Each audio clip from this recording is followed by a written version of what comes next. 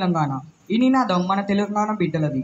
ఈరోజు మనం తెలంగాణ ఆవిర్భావ దినోత్సవం జరుపుకుంటున్నామంటే దానికి కర్త, కర్మ, క్రియ మన తెలంగాణ బిడ్డలే.